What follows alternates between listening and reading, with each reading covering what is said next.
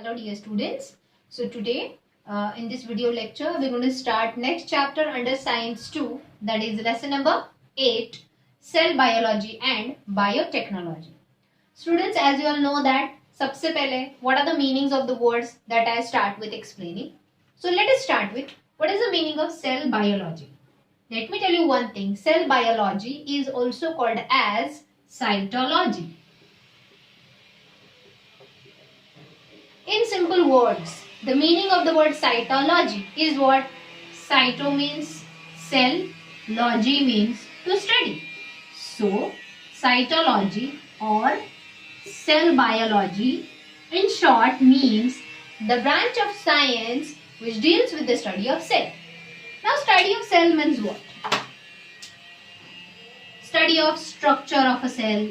Students, have you studied the structure of a cell? It has boundaries called cell wall and cell membrane.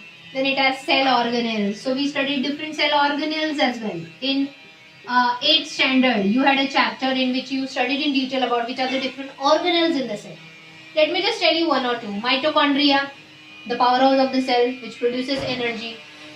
Second, Golgi bodies, endoplasmic reticulum to produce proteins. Right? Then plastids, chloroplast for photosynthesis in case of plants. So we have studied structure of the cell. We have studied the cell organelles. Apart from that, functions of the cell. You know, different cells have different functions to perform. For example, the cells in the stomach has the function to produce the digestive enzymes to digest the food. The cells of the brain, that is neurons, have the function to conduct the impulse from brain to the body parts or body parts to the brain. Right. The next thing, we've also studied about the types of cells. Right? We have studied there are two main types of cells, prokaryotic cells and eukaryotic cells. Right, students? Next, then apart from that, which we studied in this standard only, cell division. Right? Did we study mitosis and meiosis? So, the branch of science which deals with the study of structure, cell organelles, functions, types and cell division is called cell biology or cytology. So the branch of the science which deals with the study of all the aspects of the cells is called cytology or cell biology. Now, let me tell you two important cell research centers in India. There are many cell research centers in India, but one of the most two important and one of the most two leading cell research centers in India are NCCS in Pune, okay, and INSTEM in Bengaluru.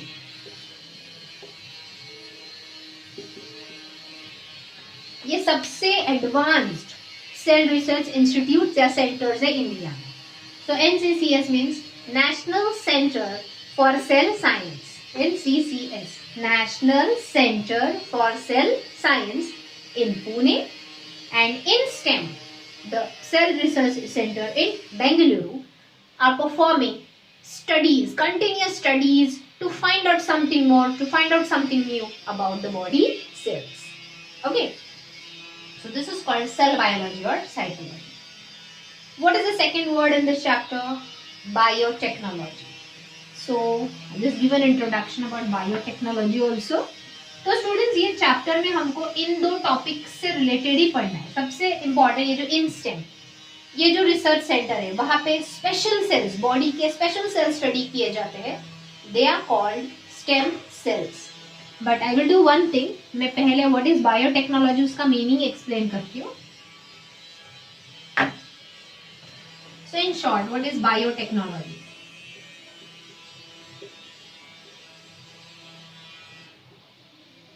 It is the branch of science which deals with the artificial changes in genes. Yes, हमारे body के jeans कब change होते हैं? जब उनके codes, you studied triplet codons, right? When the codons changes naturally, that is called gene mutation.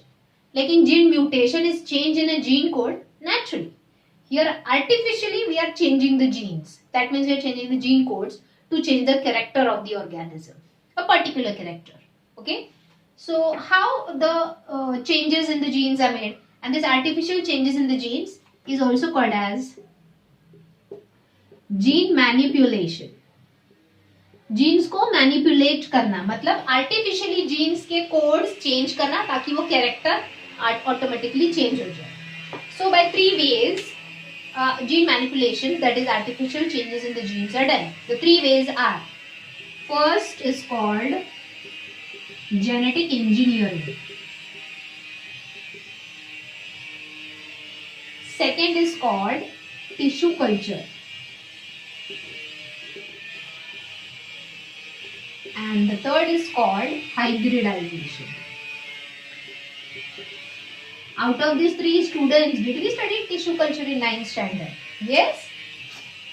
So, let me give you example of each one of this. Genetic engineering means artificially changing the gene of a person. Not a person, sorry, of a living thing. Students, you know the disease called diabetes? Diabetes में क्या होता है? Blood sugar level.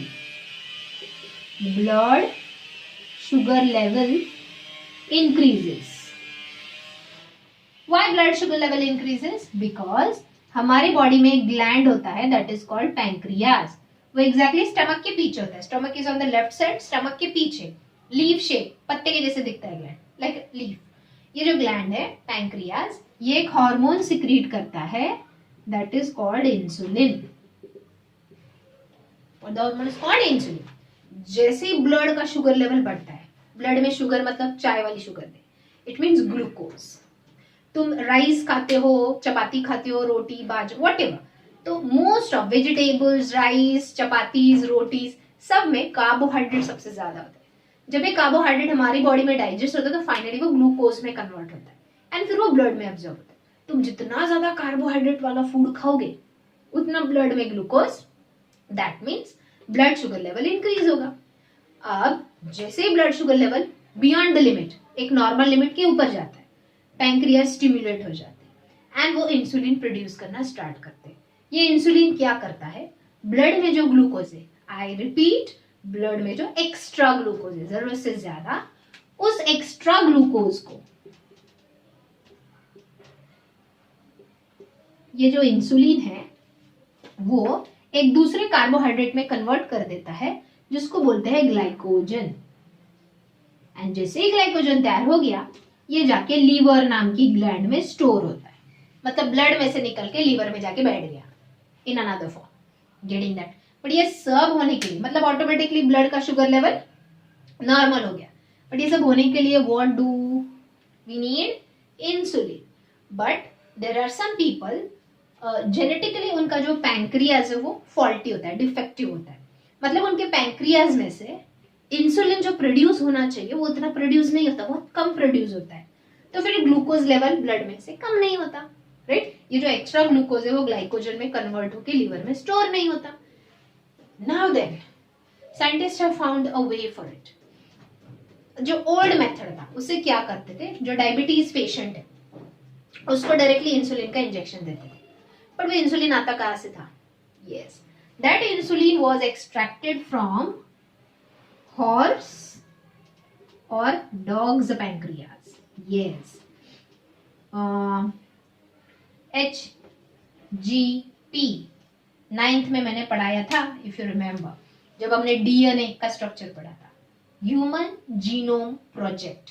Human body में total 20,000 to 25,000 type के jeans है. 20,000 to 25,000 types के jeans है. तो ये ह्यूमन जीनोम प्रोजेक्ट 15 साल तक चला. मतलब 15 साल तक 13 या 18 कंट्री के साइंटिस्ट एक साथ आके ह्यूमंस के बॉडी सेल्स को स्टडी करके वो जो 46 क्रोमोसोम है उस पर कितने टाइप के जीन्स है वो सब उन्होंने स्टडी किया. 15 years. But it is the excellent work done by the scientist. क्योंकि अब हमको पता है अगर मुझे डायबिटीज है तो मेरे पैंक्रियाज का कौन सा जीन फॉल्टी है, तो वो जीन रिपेयर कर सकते हैं. समझ में आ रहा है? फॉर एग्जाम्पल, अगर मुझे कोई एक आधा डिजीज हो रहा है तो डिजीज कौन से जीन में डिफेक्ट होने की वजह से हो रहा है, तो जीन को हम ट्रीट कर सकते हैं. Are you getting? तो ह्यूमन जीनोम प्रोजेक्ट में सबसे पहले तो ह्यूमंस के जीन्स स्टडी किए गए. उसके बाद फिर उन्होंने अलग अलग एनिमल्स, इंसेक्ट्स, प्लांट्स के जीन्स भी स्टडी किए. Then they found that horse and dogs का जो इंसुलिन प्रोड्यूस करने वाला जीन है वो ह्यूमन जीन से 99.9% मैच करते हैं. मतलब ह्यूमन का insulin and horse and dog का इंसुलिन ऑलमोस्ट अलाइक है, ऑलमोस्ट सेम. इसीलिए फिर क्या करते थे, हॉर्स एंड डॉग्स को पर्पसली रिच कार्बोहाइड्रेट वाला फूड खिलाते थे. फिर उनके ब्लड में इंसुलिन प्रोड्यूस होता था. फिर इनका ब्लड निकालना है, ओके, ब्लड उनका फिर प्यूरिफाई फिल्टर करके उसमें से इंसुलिन सेपरेट करना है. फिर वो इंसुलिन ह्यूमन को इंजेक्ट करना है, क्योंकि जिस ह्यूमन की बॉडी में इंसुलिन कम प्रोड्यूस हो रहा है उसको आर्टिफिशियल इंसुलिन मिल गया. But you tell me, is it a good technique? Because of two things, I think it's not good, and even scientists thought it is not good. सबसे पहले तो बेचारे एनिमल एक्सप्लॉइट हो रहे थे. Means we are troubling them ना. उनको जानबूझ के उनका ब्लड शुगर लेवल इंक्रीज करना, फिर उनका ब्लड निकालना, फिर वो ब्लड में से इंसुलिन सेपरेट करके ह्यूमंस को देना. पूरा animals used to get exploited. Second most, लेकिन साइंटिस्ट ने इसके बारे में नहीं सोचा, एनिमल्स को दर्द हो रहा है होने दो. दे एक्चुअली थॉट दैट जब ये इंसुलिन सेपरेट होता था, there were some disease like bacteria and viruses. अगर ये एनिमल इन्फेक्टेड है तो इंसुलिन के थ्रू ह्यूमंस को भी इन्फेक्ट करता था. So because of the second reason, this method was not much accepted. Then biotechnology came into existence. अब बायोटेक्नोलॉजी ने क्या किया देखो, कैसे ये प्रॉब्लम सॉल्व किया, and that is called genetic engineering. Students, there is one bacteria called Escherichia coli. बहुत बड़ा नाम है बैक्टीरिया का, हम शॉर्टकट में लिखते हैं ई कोलाई. इश्चरिश्चिया कोलाई नाम का ये जो बैक्टीरिया, कोलाई मींस इंटेस्टाइन. तो ऑब्वियसली ये जो बैक्टीरिया है ह्यूमन इंटेस्टाइन में रहता है मोस्टली, वाटर के थ्रू या वेजिटेबल्स के through. Vegetables grow in the soil, okay, water food के थ्रू ये हमारे इंटेस्टाइन में जाता है and it cause irritation in the intestine. ये बैक्टीरिया की वजह से ह्यूमंस को लूज मोशंस होते हैं, ओके. अब ई कोलाई सपोज ये है bacteria, let me tell you one thing, bacteria का जो डीएनए वो हमेशा सर्कुलर होता है. This is a circular DNA of this bacteria, okay. अब ई कोलाई का जो पूरा डीएनए, पूरा का पूरा डीएनए हमारे लिए हार्मफुल नहीं था. ये डीएनए का एक जीन, सपोज इतना gene piece, it was harmful for our intestine. ये जीन की वजह, ये जीन में से जो प्रोटीन्स प्रोड्यूस होते हैं वो हमारे इंटेस्टाइन को अफेक्ट करते हैं, जिसकी वजह से हमको लूज मोशन होते हैं. साइंटिस्ट ने क्या किया, बायोटेक्नोलॉजिकली क्या किया, इसका इतना जीन का पीस निकाल दिया. वन मोर थिंग, इतना निकाल दिया और इसके बदले यहां पे ह्यूमन जीन इंट्रोड्यूस किया. कौन सा gene? Which can produce insulin. देखो, for example, I am healthy person, मेरा पैंक्रियाज एकदम जेनेटिकली करेक्ट है, कोई फॉल्ट नहीं है, तो मेरा पैंक्रिया का एक आधा जीन निकाल लिया तो उससे कुछ फर्क नहीं पड़ता. एक आधा जीन निकाल लिया, वो रिपेयर हो जाता है. फिर वो जीन जो इंसुलिन प्रोड्यूस कर रहा है उसके थाउजेंड्स ऑफ कॉपीज बनाए, गेटिंग दैट. फिर वो कॉपीज ई कोलाई बैक्टीरिया में इंसर्ट की. फिर ई कोलाई बैक्टीरिया को भी मल्टीप्लाई किया, रिप्रोड्यूस करके. So number of E coli bacteria. अब जो लोगों को डायबिटीज है उनको डॉग या हॉर्स का इंसुलिन इंजेक्ट नहीं करते, उनको जो इंजेक्शन देते हैं उसमें ये बैक्टीरिया होता है. You tell me, is this bacteria now harmful for us? No. अब ये तो यूजफुल हो गया. अब यही बैक्टीरिया क्यों यू चूज किया? क्योंकि ये बैक्टीरिया हमारे डाइजेस्टिव सिस्टम में सर्वाइव करता है. देखो, हमारे स्टमक में हाइड्रोक्लोरिक एसिड प्रोड्यूस होता है, फिर भी ये मरता नहीं जब ये इंटेस्टाइन में होता है. ओके, ये सर्वाइव करता है हमारी बॉडी में. तो बैक्टीरिया इंटेस्टाइन में जाके बैठेगा, जैसे ही ब्लड का शुगर लेवल इंक्रीज होगा, इंसुलिन प्रोड्यूस होगा, naturally blood sugar level will come to normal. Understood? So this is called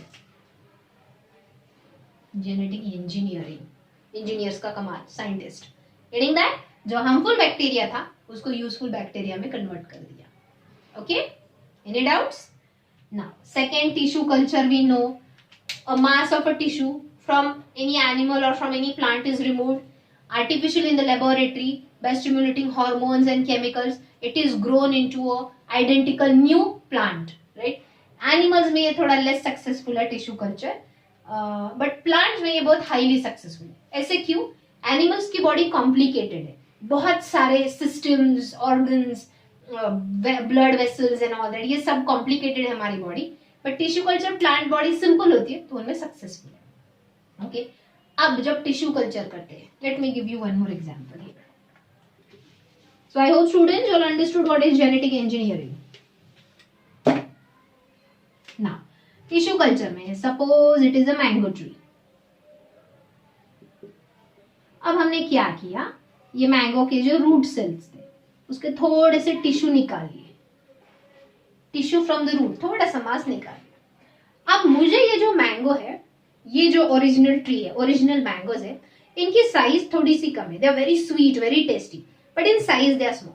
so what I can do, यहाँ पे suppose tissue means mass of cell, suppose 10-15 cell निकाले, मैं ये सारे 10-15 cell का gene change करूंगी. कौन सा वाला? That gene which decides the size of the mango. मैंने वो जीन वाटरमेलन के जीन के साथ चेंज किया. यू नो वाटरमेलन का साइज बड़ा होता है.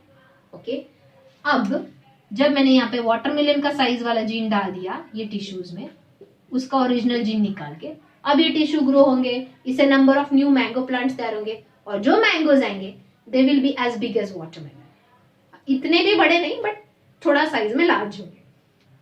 Have you seen giant guavas in the malls? बहुत बड़े बड़े पेरू रहते हैं, देखो इतना बड़ा पेरू रहता है मॉल में, मैंने तो देखा है, वाटरमेलन के साइज का. कैसे? Genetic engineering at the time of tissue culture. समझे? मीन्स यहाँ पे टिश्यू कल्चर से जो हम नए प्लांट्स प्रोड्यूस करेंगे वो रैपिडली ग्रो भी होते हैं. नेचुरली सेक्सुअल रिप्रोडक्शन होगा, फिर सीड पैदा होगा, फिर सीड से प्लांट आएगा, बहुत टाइम लगता है. टिश्यू कल्चर से number of plants produce are rapidly produce. उनका जो मैचुरेशन टाइम है, ग्रोथ पीरियड है, वो भी शॉर्ट होता है, फटाफट ग्रो होते हैं. One more thing, we can do genetic changes there also. समझे? And the last is hybridization. Under hybridization, two different varieties of the plants are taken. Again, I'll give you the example of watermelon. There are two watermelon plants, two types of watermelon plants. One watermelon is small but very sweet in taste. The another is big in size but less sweet than this one. अब हमने क्या किया, थोड़े tissue ये plant के लिए, थोड़े tissue ये प्लांट के लिए, जेनेटिकली उसको मिक्सअप किया, हार्मोन स्टिमुलेट किए, टिश्यू कल्चर से एक नया वाटरमेलन प्लांट ग्रो किया. Now that watermelon plant will be big as well as sweet. तो देखो इन तीनों एग्जाम्पल्स में हमने देखा कि जेनेटिक मैनिपुलेशंस होते हैं, आर्टिफिशियली जीन्स और gene codes of the characters are changed. This is all is called as biotechnology. क्यों? Why to do this? Time pass के लिए? कुछ काम नहीं, चलो करके देखते? No. This is all is for human benefit. Obviously, जितना बड़ा वाटरमेलन होगा प्राइस भी उतना ज्यादा होगा, जितना ज्यादा टेस्टी होगा प्राइस भी उतना ज्यादा होगा. Okay? So, what is the definition of biotechnology? The branch of science which deals with gene manipulations, or you can say that the branch of science which deals with the artificial changes in genes by the techniques like genetic engineering, tissue culture and hybridization for human welfare or for human benefit is called biotechnology. Okay students, I hope you have understood till here. अब ना biotechnology का एक और example देती हूँ, gene manipulation का. BT cotton और BT brinjal.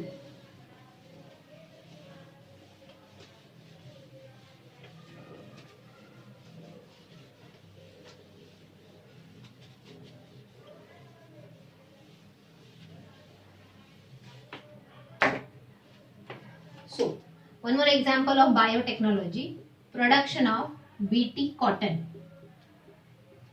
Notice BT? BT for biotechnology? No. BT is a short form of the name of one bacteria. What is the bacteria?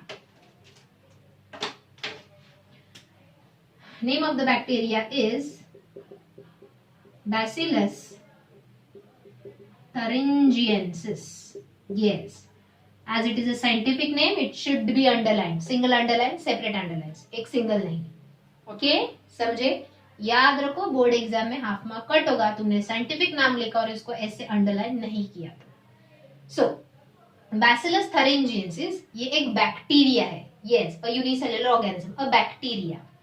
Suppose ये है वो बैक्टीरिया, और I told you just now bacteria का DNA हमेशा circular होता है. सो this is the DNA of the bacteria, जो circular. अब इसका जो इतना पार्ट है, this part of the DNA, that is segment of DNA, is called gene, right? This gene portion of this bacteria's DNA produces poison. So tell me, is it a toxic bacteria? Yes. अगर ये bacteria food में produce हो, food में grow हो, तो will it cause food poisoning? Correct. अब scientist ने क्या किया? सबसे पहले क्यों किया वो स्टडी करते. Cotton plant, you know, needs humid climate for its growth.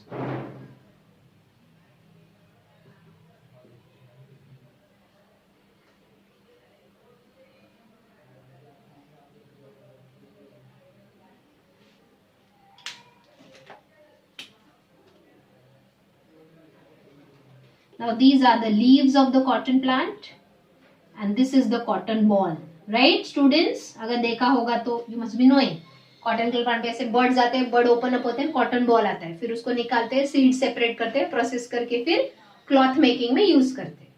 अब कॉटन प्लांट एक्चुअली जो फार्मर्स कॉटन क्रॉप्स ग्रो करते हैं, अगर वो अच्छे से ग्रो हुआ, हेल्दी कॉटन बॉल्स अगर ग्रो हुए, तो it is a very profitable farming. But mostly these cotton bolls and the leaves are infected by the small worms. आपण ज्याला मराठीत आळी म्हणतो. Okay, worms which are called boll worms. Boll worms अगर infection करेंगे cottons को, तो वो कॉटन को खा लेते हैं, तो उससे जो थ्रेड प्रोड्यूस होगा कॉटन का, वो अच्छी क्वालिटी का प्रोड्यूस नहीं होता, फिर कपड़ा अच्छे क्वालिटी का नहीं बनता. तो ऐसा कॉटन मार्केट में, मतलब सबसे पहला बेचने के लिए बहुत डिफिकल्ट हो जाता है ऐसे फार्मर्स के लिए. अगर बेच भी दिया तो भी बहुत कम प्रॉफिट होता है या पैसे बहुत कम मिलते हैं. ओके, तो अब देखो साइंटिस्ट ने क्या दिमाग लगाया. कॉटन क्रॉप्स को ये बॉल वर्म का इन्फेक्शन हो ही नहीं, ऐसी तरकीब निकाली. By introducing the seeds of the cotton called as BT cotton seeds. What is that? अब ये है सपोज कॉटन की सीड. कॉटन की सीड में there are number of cells, right? अब सबसे पहले इन्होंने कोई एक सेल निकाल लिया बाहर. तो दिस इज कॉटन सेल. थोड़ा बड़ा दिखाती हूँ ये कॉटन सेल. ये सीड था, सीड के अंदर से ये कॉटन सेल, ऑब्वियसली सेल है तो इसका खुद का ये डीएनए है. ओके, अब क्या किया, एक थोड़ा कलर अलग दिखाते हैं. ये कॉटन सेल का डीएनए है. अब ये डीएनए का एक जीन पार्ट जो यूजफुल नहीं है, मतलब साइज वाला, शेप वाला जीन नहीं निकाल, एक अलग जीन निकाल दिया जो ज्यादा कुछ अफेक्ट नहीं करता कॉटन प्लांट के कैरेक्टर पे, वो निकाला और उसके बदले ये पॉइजन प्रोड्यूस करने वाला जीन इंट्रोड्यूस किया. अब बोलो, ये कॉटन का सेल फिर हॉर्मोन्स इंजेक्ट करके मास ऑफ टिश्यू बनेगा, tissue will convert into a new cotton plant. Tissue culture करेंगे. After tissue culture it will become a new cotton plant. Are you getting that? Bearing the cotton balls and the leaves. Now you tell me, ये जो नया cotton plant है, इसके हर cell में क्या present होगा? Poison producing gene of the bacteria Bacillus thuringiensis. अब by chance अगर बॉलवर्म लीव्स पे आया भी या बॉल पे आया भी, थोड़ा सा भी अगर उसने खाया, इमीडिएटली ये जो वर्म्स है उसका जो डाइजेस्टिव सिस्टम है, एलिमेंट्री कैनाल है, वो पूरा डैमेज हो जाता है, डिस्ट्रॉय हो जाता है, and the worms die. Worms die, there will be no much damage to the plant. Are you getting that? So that is why it is called BT cotton. So what is BT cotton? The cotton in which the cells are introduced with the poison producing gene of the bacteria Bacillus thuringiensis. Good idea? Right. देखिए, तो मुझे बताओ, BT cotton is a naturally produce cotton और artificially genetically manipulated cotton? Correct, artificially genetically manipulated cotton. Farmers को बहुत ज्यादा profit होगा। So is it the application of biotechnology in the field of agriculture?